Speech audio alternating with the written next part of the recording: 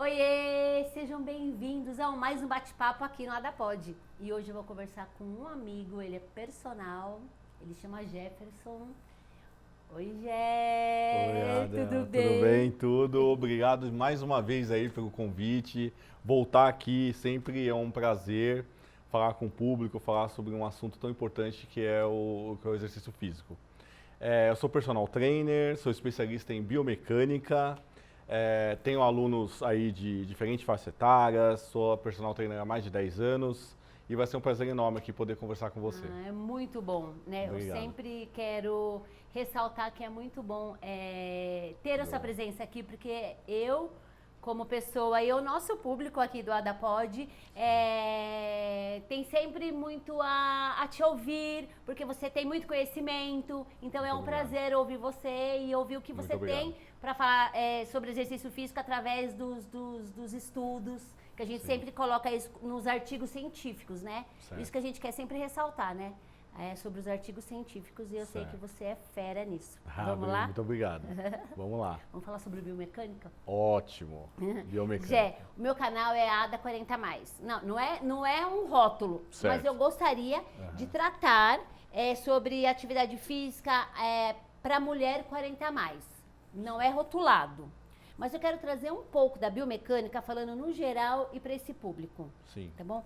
Um exemplo. Qual é a diferença de exercício livre e exercício de máquina para uma mulher que já está na menopausa e ela quer fazer musculação? Ótimo. Essa pergunta é muito importante. É bem interessante porque assim, a mulher 40 a mais, ela está no estágio ali de menopausa, ela está no estágio às vezes de perda de massa muscular e a musculação ela vai ser muito importante nesse processo. Se tratando de exercício livre ou máquina, os dois são eficientes para o ganho de massa muscular. Só que no livre, nós temos a exigência de outros músculos que não são só aqueles músculos isolados ali, como uma cadeira extensora, onde você tem um trabalho só dessa parte anterior da coxa, do quadríceps.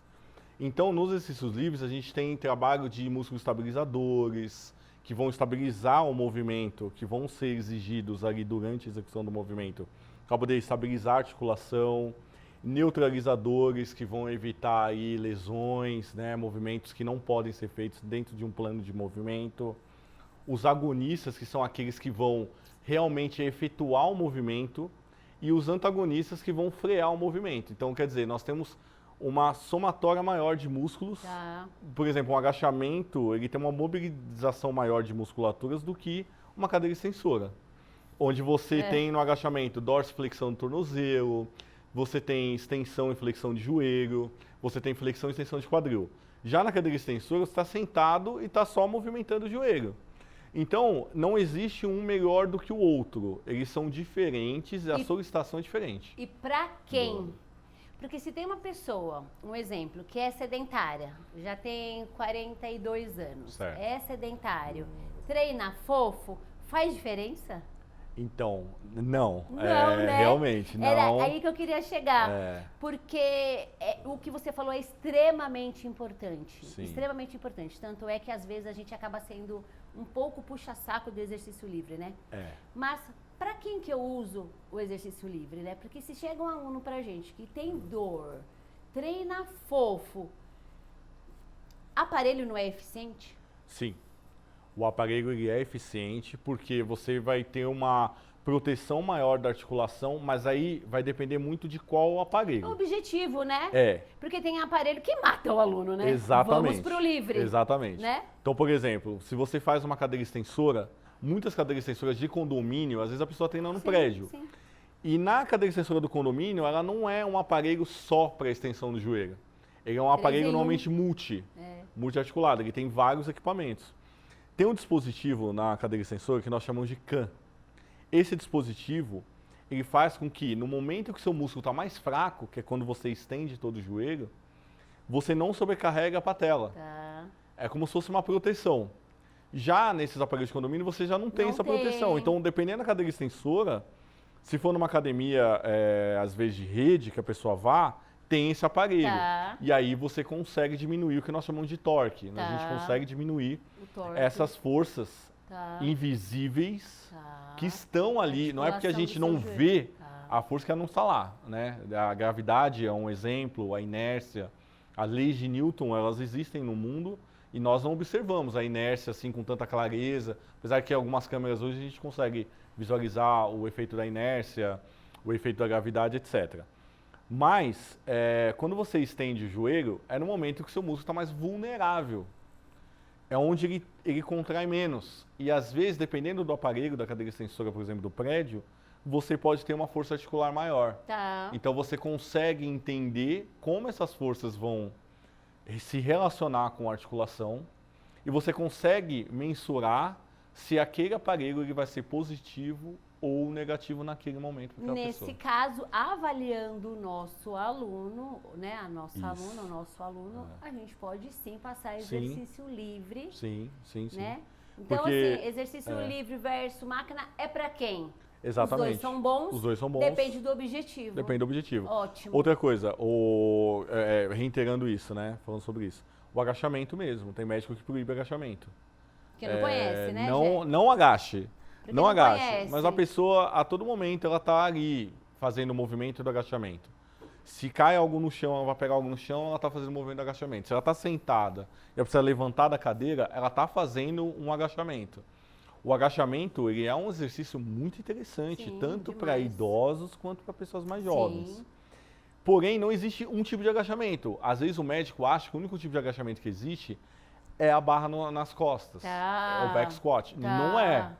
Nós temos agachamento com a barra na frente, o front squat, nós temos agachamento sumô, nós temos agachamento com a barra baixa, nós temos agachamento com caixote, ou no agachamento parcial, ou pode agachamento mais baixo, com agachamento completo.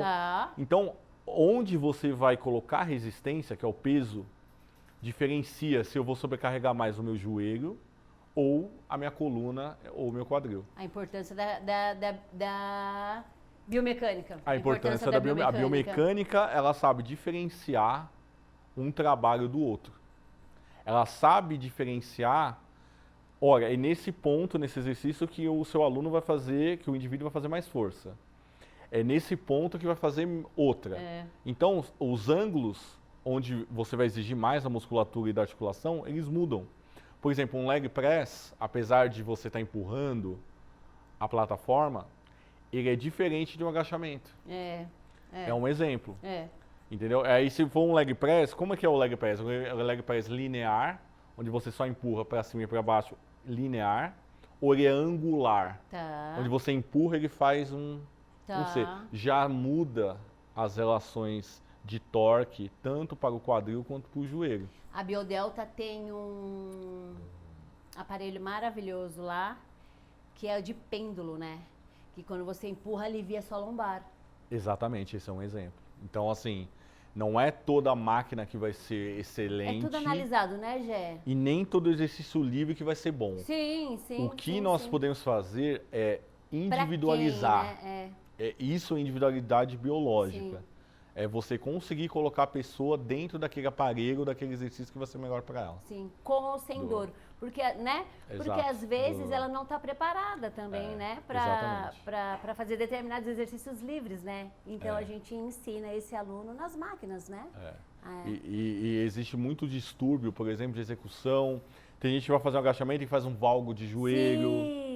Sim. Né? Então, como melhorar esse valgo? Vira o pé na hora de agachar. Vira o pé na hora de agachar. Então, tudo isso na musculação a gente consegue identificar e corrigir. Né? A gente consegue trabalhar isso. A gente consegue descobrir a origem. Por exemplo, um valgo de joelho, ele pode ter origem no tornozelo, que a gente chama de origem distal. Ele pode ser no próprio joelho, que é de origem local. Ou ele pode ser no quadril, que é de origem proximal. Então, como você diferenciar se é um enfraquecimento de abdutores de quadril, por exemplo, ou se é uma falta de sincronia entre vaso lateral e medial. Isso, porque tem gente que quando agacha, treme tudo. Exatamente. Treme toda a perna, sabe? Sim, exatamente. E aí, a pessoa às vezes não tem ainda o controle motor. Isso, e treme para poder executar daquela forma. Quer agachar e fica com o joelho tremendo. Exatamente. Mas as máquinas e hoje os aparelhos são ultramodernos.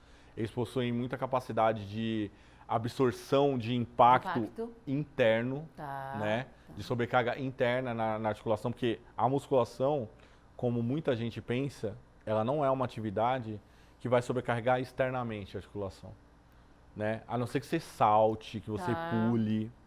Mas se você está numa máquina, você está empurrando, você não está saltando, você não está aumentando a sobrecarga externa. Agora, a sobrecarga interna ela vai existir, porque nós temos tendão, ligamento que vai também se sobrecarregar durante o exercício. Então, nem toda máquina ela é mocinha e nem todo exercício livre é vilão. Exatamente. Verdade, vai depender ali de algumas questões que a gente está conversando agora. Ô Gê, vamos dar um exemplo? Um exemplo, de um exercício, elevação lateral. Mas que você explica pra gente a diferença de braço de alavanca e braço de momento. Ótimo. Isso a gente pergunta, porque isso está presente em todos os exercícios, né? Então, a elevação lateral, né, um exercício que você segura 2 pesos na mão, né, um em cada mão, e você faz essa abdução do ombro. Ok. Quando eu seguro um peso nas mãos e eu faço o movimento de abdução, no momento que eu estou mais fraco é o momento que eu estou com essa abdução a 90 graus. Certo. E é o momento que eu tenho o maior torque, é o momento que eu tenho o maior braço de momento, né? Então, aqui, quando eu faço isso, eu tenho o maior braço de momento, porque é como se fosse uma linha imaginária que cruzasse o peso, que é a ação da gravidade. Então, a mesma linha do braço de momento é a mesma do braço de alavanca, porque eu estou com peso na mão. Sim. Quando eu faço exercício num cabo, muda o cenário. Então, quando eu estou 90 graus segurando um cabo... Puxando, né? Puxei. O que eu estou com a manopla na mão, a distância da manopla até a minha articulação, é o braço de alavanca. Mas já não é mais o braço de momento como no peso. Por quê? Porque o cabo, ele tem uma linha de resistência diferente do halter. O oposto, né? Porque o halter, a linha de ação de resistência dele... é a da gravidade, seria a da gravidade. Se soltar, cai. Se soltar, cai. O do cabo, não. É a própria resistência do cabo. Sim. Não que a gravidade não esteja agindo sobre o peso. Não, eu entendi. É o oposto. Ela está agindo sobre o bloco de peso, mas não sobre o cabo. Então, a distância perpendicular da linha de ação da resistência desse cabo até a minha articulação, que nós chamamos de eixo de rotação, ela é menor.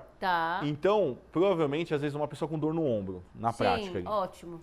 Eu tô com dor no ombro. Às vezes, se você muda a aplicação da resistência, quer dizer, de vez em colocar um peso na minha mão, eu colocar esse peso mais próximo do meu ombro, no momento de maior dificuldade do meu músculo, ele não está fazendo tanta força. Exige menos. Ele exige menos, você consegue fortalecer e você acaba não sobrecarregando a articulação e não piorando, às vezes, um problema que está instalado ali. Eu posso adaptar, né? É uma adaptação. Não é que a pessoa não possa fazer o exercício.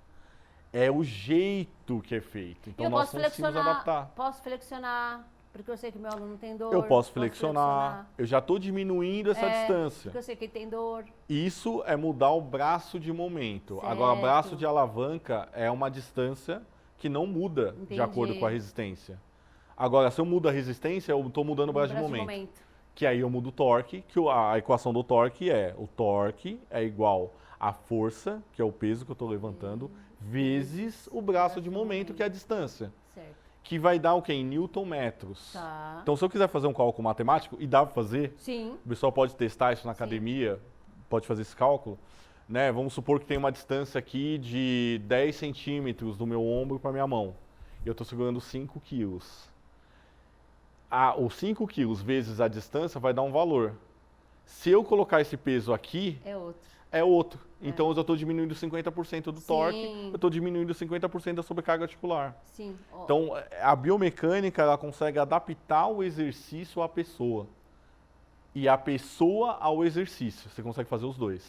E a gente, às vezes, vê os erros, né? Com a pessoa com dor, com o braço estendido e sabendo que tá doendo.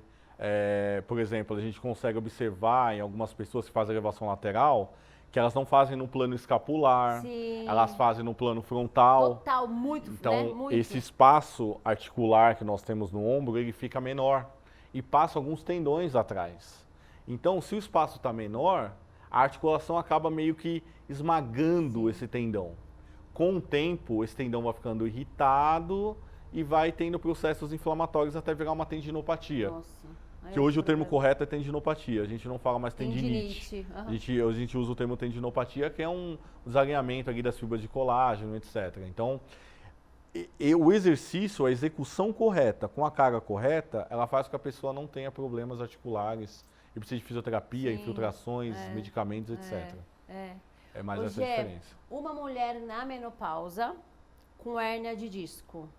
Vamos simular aí um simulado. Quando a gente fala de hérnia de disco, a gente tem algumas fases da hérnia de disco. Então, por exemplo, pode ser uma hérnia de prolapso, né, que é ali no começo. O que é a hérnia de disco?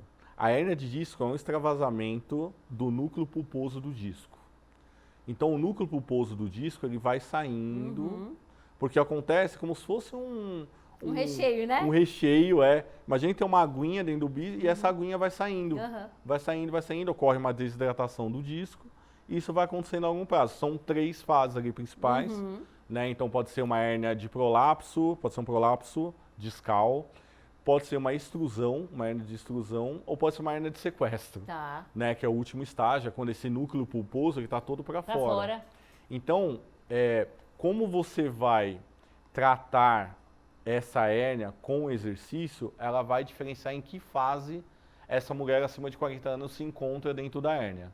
Se é uma hérnia cervical é uma coisa, se é uma hérnia torácica é outra, se é uma hérnia lombar é outra, se é uma hérnia que tem outros problemas, exatamente. Se tiver uma síndrome facetária, que é um problema que dá nas facetas, que fazem parte de 30% da rotação do tronco, já é um tipo de intervenção diferente. Então, quando a gente fala de hérnia, depende muito em que fase de dor essa pessoa se encontra, se essa dor ela vai irradiar até a coxa, atingindo ali o nervo ciático muitas vezes, né? Comprimindo o saco dural, que é uma região onde tem muita inervação.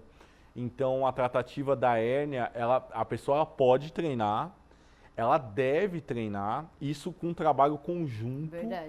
Com o ortopedista e a fisioterapia, né? Por exemplo, se a pessoa faz as 10 sessões de fisioterapia e ela termina a sessão e ela ela tem que ir para musculação, porque na musculação ela vai dar continuidade a esse processo de cura, vamos dizer, da hérnia. Né? Então, casos cirúrgicos são casos muito graves. É uma região muito sensível. Os médicos normalmente eles não indicam cirurgia. Eles indicam primeiro essa sequência que eu falei, né? Às vezes uma intervenção de remédio, a fisioterapia e o profissional da educação física para dar continuidade ao processo. Se o profissional da educação física ele não souber lidar com essa pessoa que tem a hérnia, todos os benefícios que ela teve desses 2 processos, ela acaba tendo uma recidiva do problema. Então ela perde esse progresso. Né? Ela dá uns passos para trás.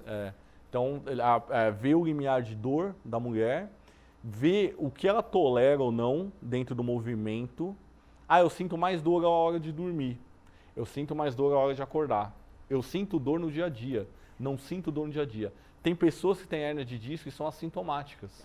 Ela só descobre a hérnia por acaso. Tem muita gente que tem... Não é que a pessoa tem hérnia, ela vai ter dor.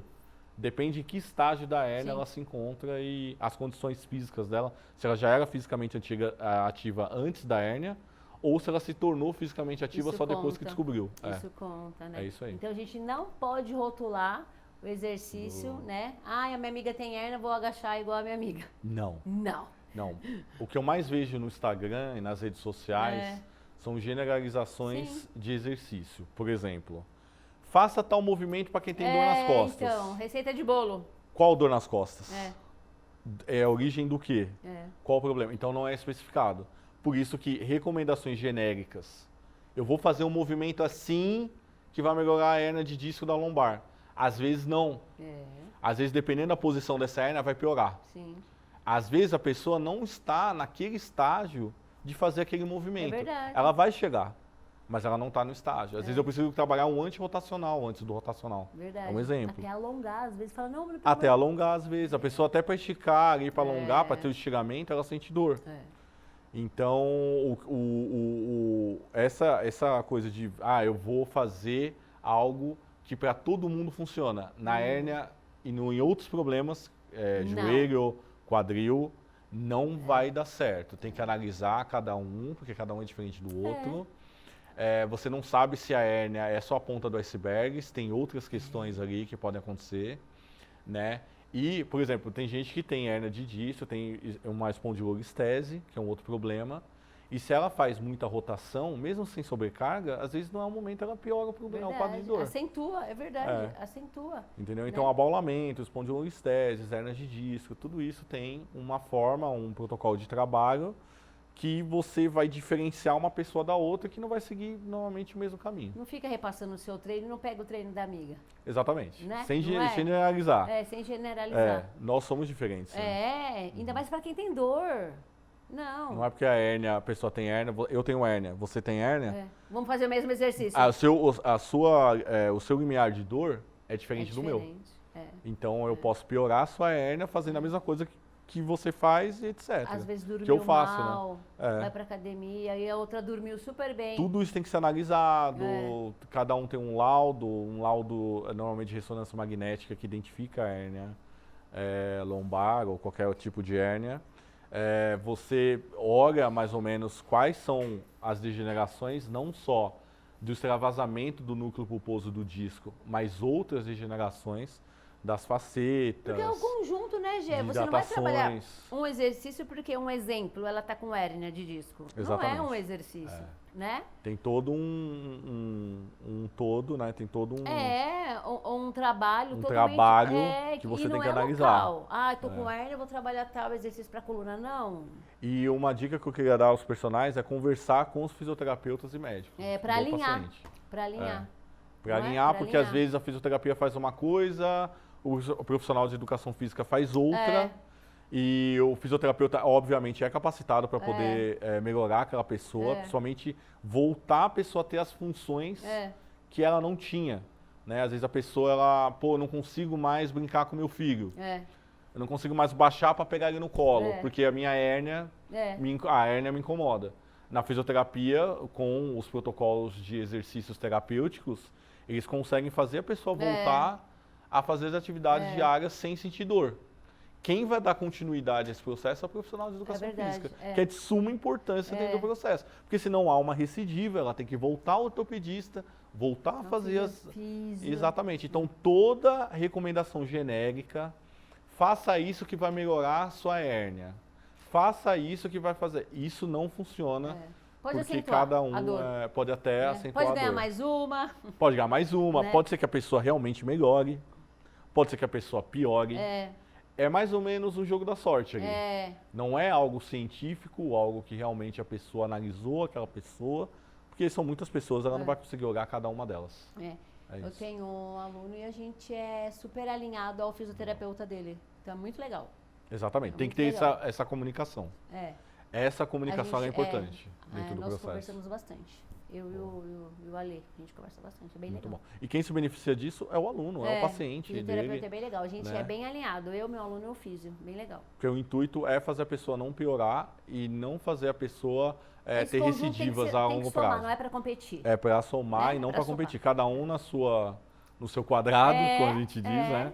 Cada um no seu quadrado e com certeza agindo em conjunto, isso vai ser bom para o aluno ou para o paciente. Gé, tem algum exemplo para você dar para gente sobre alguma aluna sua, 40 a mais, que através do exercício físico, se ela sanou alguma dor? Sim, ótima pergunta. Tem um exemplo, tem alguns exemplos, eu vou citar um deles. Bom. Uma aluna minha, 42 anos de idade, sedentária, que sofria há muitos anos com uma dor na lombar, depois ela descobriu que era uma hérnia de disco.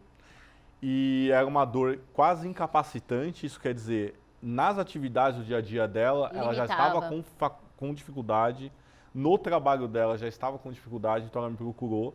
Ela, associado ao trabalho de fortalecimento, ela já tinha feito a fisioterapia, ela tinha feito 30 sessões de fisioterapia, tinha melhorado, mas depois tinha piorado. E nós descobrimos que o problema dela era multifatorial.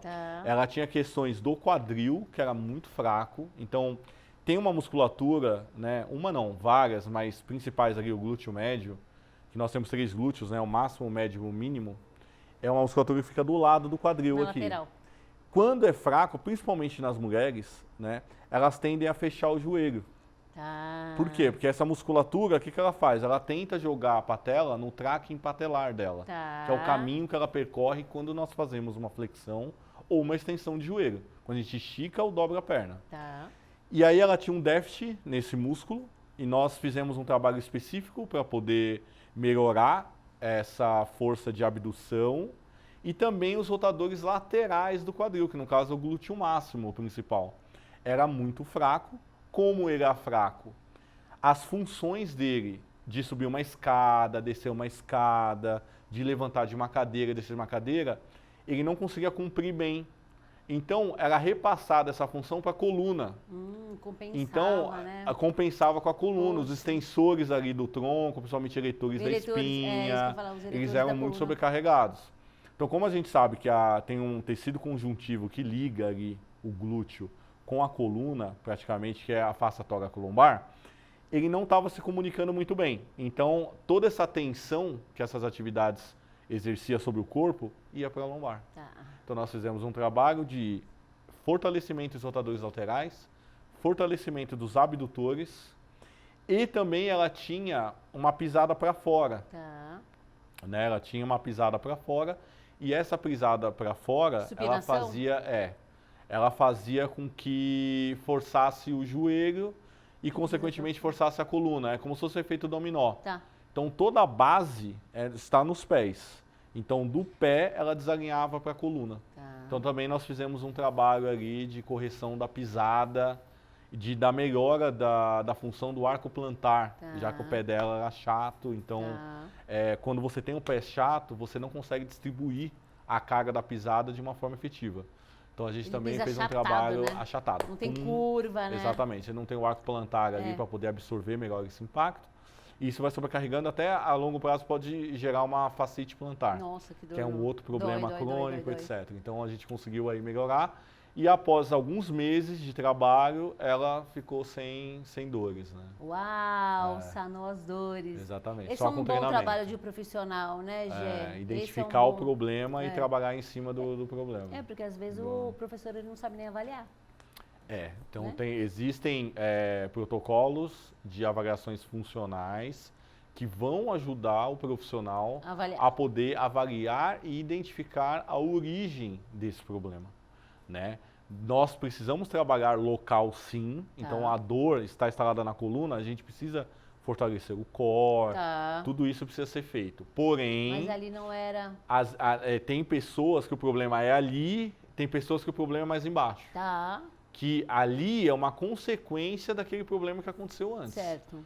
Embaixo, no caso no tornozelo ou no próprio quadril. Então, a gente vai trabalhar, identificar esse problema, a gente conseguiu identificar, e depois trabalhar em cima dele e fazer a pessoa melhorar. Hoje ela treina sozinha? Não, ela ainda treina comigo. Que legal. Ainda treina Só comigo. que sem dor. Só que sem dor, exatamente. Muito bom, muito bom. É isso mesmo, a gente trabalha para isso, né? Dores a gente não consegue prever, elas podem acontecer não só na coluna, mas em qualquer parte do corpo.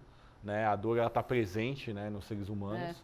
Mas o que a gente pode fazer é diminuir esse sofrimento, trabalhar para fazer com que a pessoa faça um trabalho preventivo para que ela não desenvolva essa dor. Então, a gente consegue fazer isso outras, né? com treinamento. Exatamente. Não existe tratamento passivo em relação a isso. Ficar parado. Não, você tem que realmente se movimentar. Sim, o corpo foi mas não é fazer qualquer coisa, fazer não o que... Não é para movimentar errado. Exato, é o que não vai causar dano ou piorar o problema. Ô Gê, vamos colocar uma situação aqui que a pessoa não tem dor. Não tem dor, ela tá ótima. Então eu quero assim mostrar a diferença para o pessoal. A diferença de uma pessoa alta ou uma pessoa baixa. Uma pessoa alta, uma pessoa baixa fazendo agachamento. Ótimo. É legal, né? Muito interessante. O que ela trabalha mais, glúteo ou quadríceps? É uma ótima pergunta. Por muito tempo, se deu esse motivo de você conseguir trabalhar mais o glúteo ou a coxa, os encurtamentos musculares. Então, por exemplo, mais, lembra? Você encurtar do tornozelo, você é encurtado do quadril, do glúteo, então por isso que você não consegue agachar profundo. E na verdade, com o conhecimento em biomecânica, a gente começou a verificar que não era bem assim, né? Não seria só isso. Isso seria, aliás, o mínimo, né? Não seria o principal. O principal é o que nós chamamos de proporções segmentares. O que isso quer dizer? O tamanho do fêmur, do meu fêmur, meu osso da coxa, não é igual ao tamanho do seu. Verdade. O tamanho da tíbia, que é esse osso da canela, meu é diferente do seu. O tronco é diferente. Então, tudo isso muda a biomecânica do agachamento. Então, vamos supor, nós temos um centro de massa que nos mantém equilibrado. Nós não enxergamos ele, mas ele está ali. Se ele não existisse, na hora que nós agachássemos, a gente ia cair para trás ou cair para frente. O que nos mantém não cair é esse centro de massa. De gravidade. Onde ele se encontra? Ele se encontra entre o antepé e o retropé. Tá. Então ele se encontra no meio. É como se fosse uma linha imaginária que vai até o infinito. Esse é o centro de massa. Então todo agachamento, independente do agachamento, a gente sempre vai usar o centro de massa para manter o equilíbrio. Quando nós fazemos exercício livre, essa é a diferença do agachamento da máquina do agachamento livre. O principal é esse. No agachamento máquina, a gente pode colocar os pés lá para frente, que a máquina está segurando aqui. Mas o agachamento máquina que você está colocando... O Smith. Ah, tá. Então tudo bem. Não é o hack, é o Smith. É o Smith. Tá. Para diferenciar os dois. Tá. Então vamos supor, se você coloca os pés muito para frente, você tem uma ação maior do quadríceps. Tá. Porque a barra está nas suas costas, você está presa. Não. Se você colocar as pernas para frente e você está livre, você cai. Vai. Então tem essa diferença, entendeu? Você está apoiando. O que vai diferenciar é isso, o tamanho da ossatura da pessoa, das proporções segmentares. Uma pessoa mais alta, ela tende a inclinar o tronco mais para frente na hora de agachar. Então ela vai usar mais os paravertebrais, eretores da espinha e o glúteo máximo do que uma pessoa menor. Uma pessoa menor, ela consegue tirar um pouco, às vezes, do joelho e jogar mais para o quadril. Uma pessoa maior, ela pode jogar para frente, jogar mais para a coluna, ou ela pode não jogar para a coluna, mas jogar mais para o joelho. Tá. Então vai depender muito do tamanho da pessoa, não a altura da pessoa só em pé. Porque eu e você, a gente pode estar sentado e você ser mais alta do que eu sentada. Tá. E a gente ficar em pé e eu ficar mais alto que você. Entendi. Entendeu? Entendi. Então isso influencia nos exercícios, influencia na máquina. Se você está num ajuste de máquina, por que uma pessoa ela coloca o banco mais próximo da plataforma num leg press e a outra coloca mais longe? Pelo nosso tamanho, né? Pelo tamanho. Então as máquinas existem ajustes justamente porque quem projetou a máquina sabia que muitos corpos com proporções diferentes iam usar aquela máquina. Então disponibiliza esses ajustes para a pessoa fazer o movimento. A mesma coisa é o agachamento. O que vai diferenciar se eu uso mais o glúteo ou uso mais a coxa é qual tipo de agachamento eu estou fazendo, onde está a carga, se está nas minhas costas ou na frente, e as proporções segmentares dessa pessoa. E o encurtamento ele entra depois, lá atrás. Que a gente tem que trabalhar encurtamento, independente de qualquer coisa. A gente tem que trabalhar os encurtamentos que eles realmente atrapalham e podem causar dores, essas coisas, né? A gente tem relação de músculo fásico e tônico, que o tônico ele é mais tenso, o trapézio, por exemplo. Rígido, né? Os fásicos já, como o glúteo máximo, ele já tem uma outra característica, os músculos não são iguais. Eles têm arquiteturas diferentes e características de tensão diferentes. É verdade. Então tudo isso a gente adequa na individualização do treinamento. Então, será que o agachamento nas costas, com a barra nas costas, ele é bom para todo mundo? Bom para quem? Não é? Então, assim, se eu vou exigir mais uma musculatura do que a outra, levando em consideração essas características. Não existe agachamento é bom para o glúteo. Às vezes vai ser bom para o glúteo daquela pessoa que está falando. Sim. Mas para outra pessoa, o agachamento com a barra nas costas pode não ser o interessante naquele momento. Entendeu? Então a individualidade biológica ela vem disso. Ela vem dessa diferenciação. Ótimo.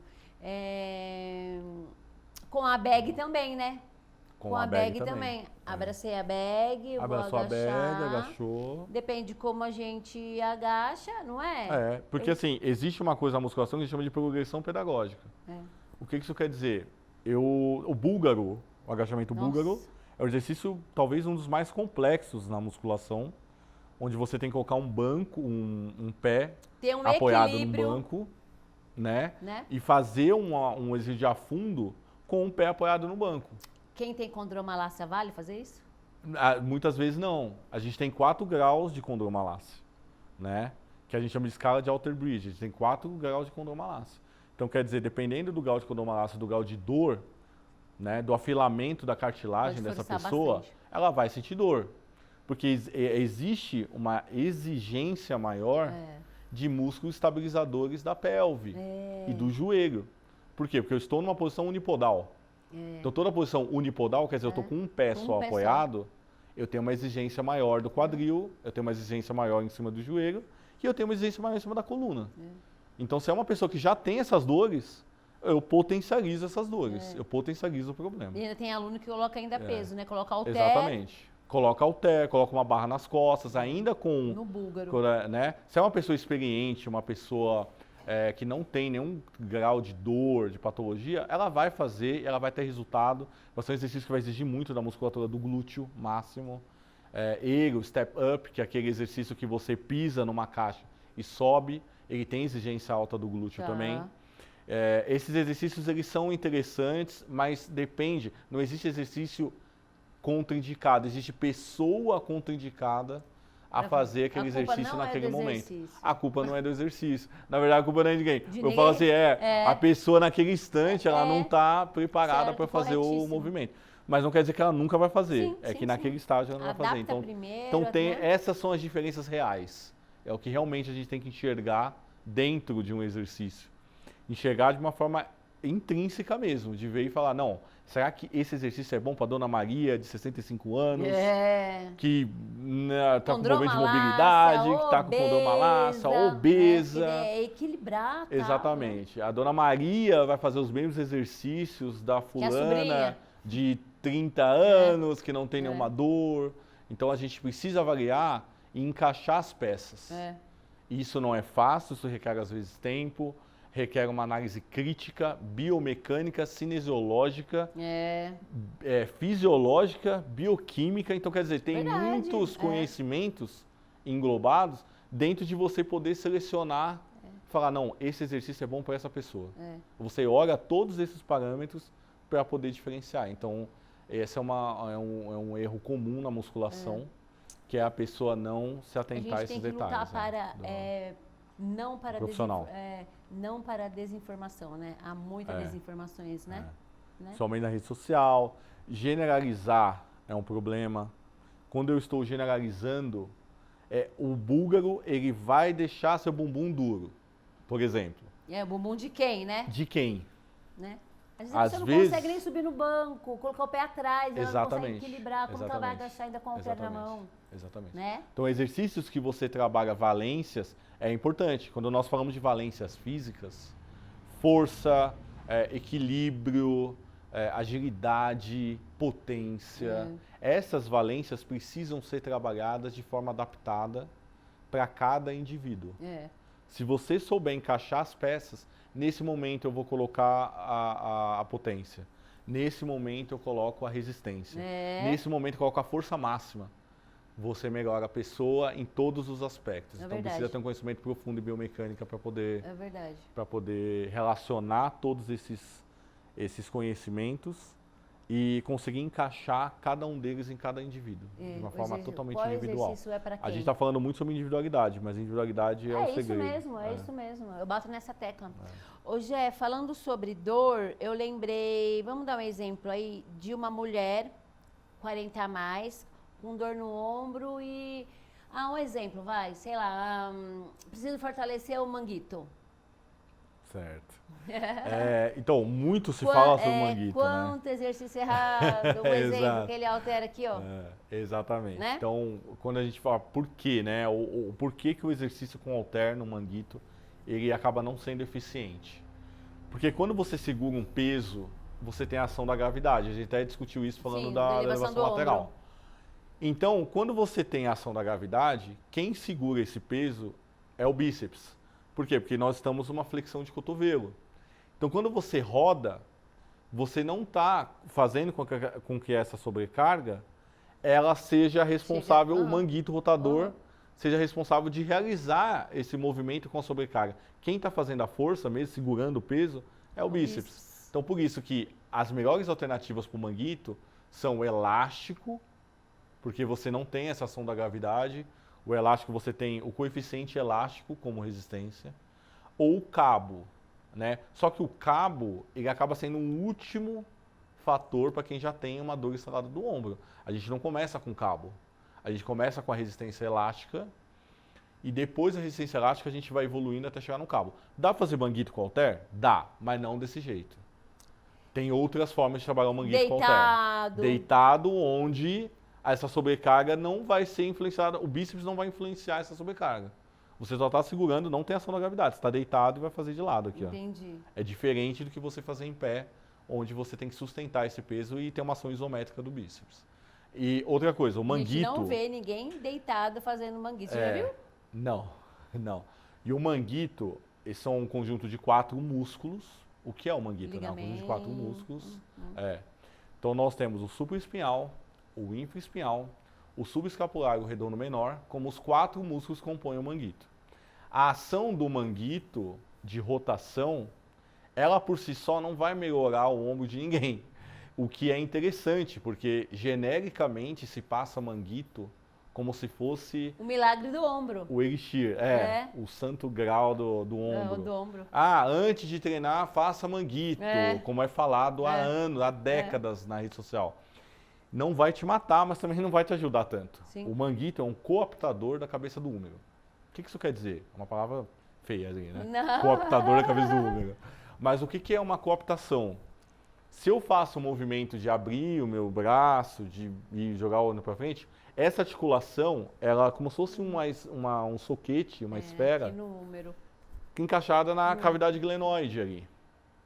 Então, ele é assim, quando você faz o movimento, essa articulação, esse osso, ele vai deslizando. Quem fixa esse osso para ele não ficar deslizando é o manguito.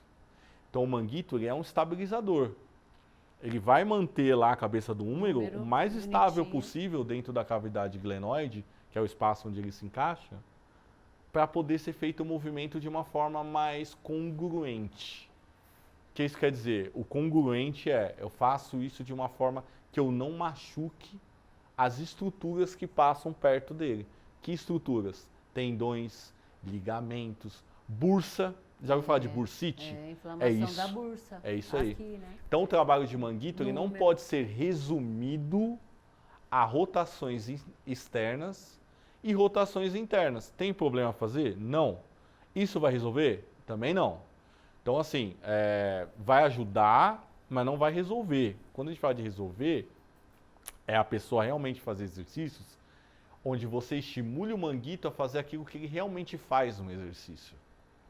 Exercícios com elástico no braço, exercícios de elástico de serrate anterior, exercícios de elástico na mão, que você faz um movimento acima da cabeça com elástico para você poder ativar eles dentro daquilo que eles realmente fazem, né? Então, por exemplo, uma rotação interna que o pessoal faz, eles pegam mais peso na rotação interna do que na rotação externa. Por que isso acontece? É verdade.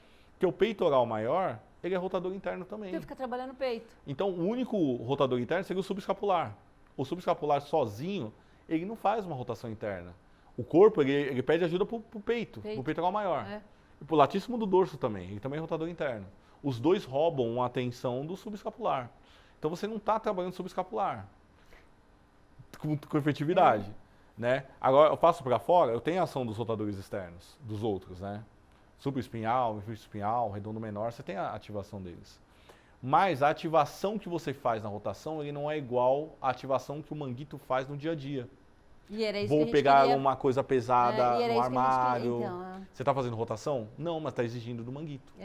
Vou trocar um gás, eu pego o gás e mudo de lugar. O manguito está sendo exigido. Qualquer atividade que envolva o ombro, que não tenha rotação, mas tem um peso e se precisa estabilizar, o manguito é ativado. A função dele vai ser essa. Então a gente precisa trabalhar a recuperação desse músculo, desse complexo muscular, são 4, né, que juntos fazem isso, juntos de exercícios específicos para ele. Não exercícios simplesmente de rotação. Pode incluir a rotação? Pode. Ela vai resolver? Sozinha? Não. É um trabalho multifatorial. São vários exercícios. Então, essa é a polêmica do manguito. Famoso.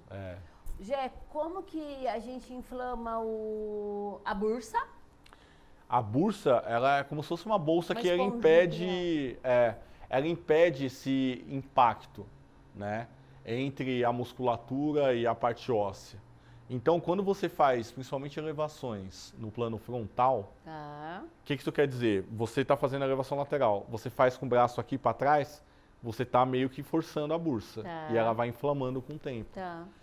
Além disso, exercícios acima da cabeça, e eu tenho um acrômio, que é um osso que fica aqui atrás, tipo 3, que ele normalmente é assim.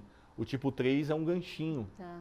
Esse ganchinho, ele também vai pressionando a bursa e o músculo, e os tendões que passam ali. Então, quer dizer, tem N formas de inflamar a bursa. A bursa é uma estrutura importante para o nosso organismo, porque ela é como se fosse um airbag. Então, quando você começa a machucar ela, quando você começa a sobrecarregar ela, é uma coisa que acontece a médio e longo prazo. Uma hora ela inflama. Exercício de ombro, o que as pessoas sedentárias falam, treinei ombro, tá doendo. Não, mas ele não sente dor muscular, sente como dor se articular. Articular. É diferente. A dor muscular, a dor articular. A dor muscular bastante é aquela queixa, dor que né? a pessoa sabe. Agora, a dor interna é articular. É aquela dor que está lá dentro e eles mesmo. falam, machuquei. E aí, síndrome congelada do ombro, síndrome de pinçamento. Tem patologias que acometem o ombro. Da pinça mesmo? Do pinçar. E a remada alta também, né? A remada alta também. A remada alta, por exemplo, é um exercício que tem que ter o afastamento justamente porque aqui eu diminuo o espaço, associado a uma rotação interna da cabeça do húmero. Então eu rodo ele internamente, o espaço fica curto, junto com a abdução, e eu acabo sobrecarregando o tendão, os tendões que passam ali. Normalmente o tendão do músculo supraespinhal é o mais acometido, que é um dos músculos do manguito rotador. Né? Então quando a pessoa faz ali a ressonância magnética, sai no laudo a inflamação desse tendão. Então, tem muita coisa, né, Gé? Tem muita coisa, mas colocando os exercícios certos, trabalhando a sobrecarga, qual peso eu estou pegando. Eu não vou fazer esse exercício por enquanto. Não que eu nunca vou fazer. Por enquanto eu não vou fazer. Remada alta, desenvolvimento com barra. Desenvolvimento com barra. Um coice com tríceps. Muita gente sente dor. Então, a gente tira aqueles movimentos que a pessoa sente dor. Mas não é que ela não vai fazer exercício. Ela vai fazer exercício, mas não com aqueles movimentos, com aquela sobrecarga que causa dor. Um stiff, né? Bastante, né? A gente faz uma regressão para fazer uma progressão. Isso é periodizar e individualizar o treinamento e a pessoa consegue melhorar. As pessoas sentem bastante também a lombar quando faz stiff, né? A lombar quando faz stiff, porque a execução normalmente é errada, coloca a barra muito à frente do joelho. Senti a lombar. Entendeu? Porque quando eu afasto a barra, quanto mais longe o peso... Mais força. Está mais distante do eixo de rotação, nesse caso a coluna, quanto mais longe o peso eu tiver, maior eu tenho uma sobrecarga na coluna. E mesmo se ela trouxer a barra bem rente a sua perna, mas ela não se posicionar legal, também dói, né? Também dói. Do nada a lombar fica côncava. Exatamente. Já viu? Aluno côncavo fazendo, né? A gente chama de hipercifose torácica, ela fica numa posição hipercifótica. Nossa, que é o quê? Nós temos curvaturas fisiológicas da coluna. Nossa coluna não é reta. Faz parte da evolução humana essa curvatura, né? Por quê? Porque com essa curvatura é melhor para a coluna absorver impactos. Então nós temos uma curvatura no pescoço, nós temos uma curvatura na torácica e nós temos uma curvatura lombar. Então quando você acentua, você aumenta essa curvatura, você aumenta as forças compressivas no disco. E isso a longo prazo pode causar dores. E dói, a gente sabe que dói, né? Que a lordose, a cifose, são essas curvaturas aí que não podem ser alteradas durante a execução. Então o stiff é para qualquer pessoa? Não. Ele é um exercício proibido? Não. A pessoa naquele momento é contraindicada a fazer aquele exercício, mas o exercício não é contraindicado. Não, ele não é vilão. É a mesma coisa o pulei costas e o desenvolvimento nuca, entre outros, o pullover, entendeu? Outros exercícios que causam rotações no ombro, que se o manguito não tiver legal, vai sentir dor. Fatalmente a pessoa sente dor a curto, médio ou longo prazo. Aqui, nossa, não é o meu ombro. Entendeu? Tem gente que vai ter essa mobilidade tranquilamente, mas vão ter pessoas que vão reclamar de dor. Né? Então a gente precisa analisar não o exercício, quem está fazendo o exercício, quem vai executar. Aí, respondendo essa pergunta, a gente consegue encaixar as peças de uma forma melhor. É individual. Nem vou falar pra você que a gente vai acabar por aqui, porque não vai. Porque eu quero você de novo. Você já virou sócio aqui do AdaPod. Obrigado. Eu quero agradecer sua presença, tá bom? Porque você é uma pessoa rica em informação. Muito obrigado. Eu agradeço aí o convite mais uma vez. Sempre que puder, eu estou de volta para a gente poder aí falar sobre exercício físico, sobre saúde. E para as pessoas que viram o podcast, pode me seguir nas redes sociais. Eu sou @Jeff_treinador. E lá eu posto dicas, posto informações sobre exercícios. Se tiverem alguma dúvida, pode mandar aqui na DM. Tá bom? Fico à disposição, então eu agradeço muito aí o convite mais uma vez. Obrigada, já vou colocar na agenda o próximo, tá bom? Tá certo, obrigado. Gente, a gente vai ficando por aqui.